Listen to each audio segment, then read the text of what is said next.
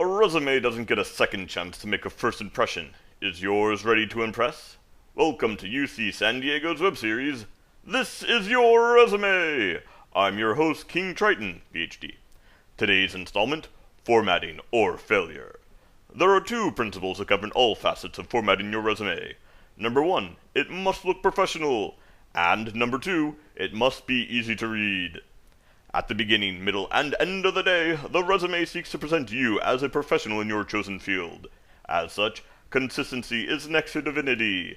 Whatever your formatting choices, be sure to enact them uniformly. Furthermore, a professional does their due diligence. We'll cover standard formats today, but some fields deviate from these norms.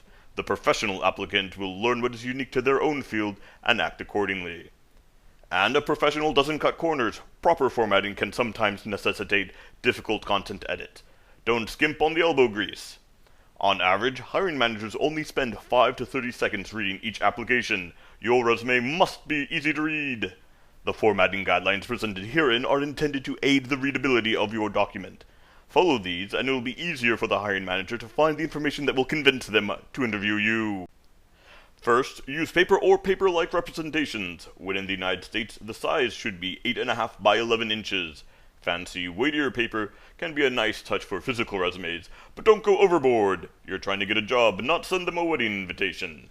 Speaking of which, your resume should only be as long as necessary and as short as possible. In most cases, such as for undergrads, that means 1 page. Masters and PhD students may have enough experience to merit a page and a half to 2 pages, but when in doubt, go with a resume that is short and stout.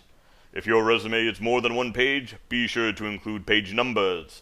That means 1 of 2 and 2 of 2. Never have 3 pages. Your margin should be between a ½ inch and a full inch, no more, no less. And please do note this is the imperial measurement system, not metric, because nothing can be straightforward. When selecting a font, remember readability is paramount. Default fonts, such as Times New Roman or Calibre, are perfectly fine, although some argue that because they are default, they are too common for your resume. If you want something more unique, consider Helvetica, Arial, Garamond, or Georgia. But regardless, keep it easy to read. For font sizes, readability is still key.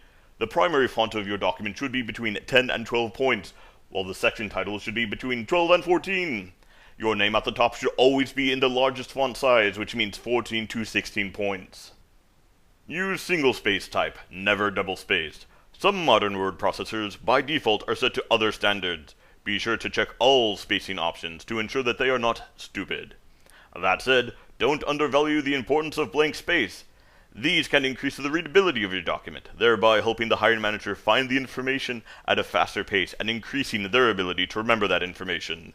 Generally speaking, have an empty line between sections and after each experience group.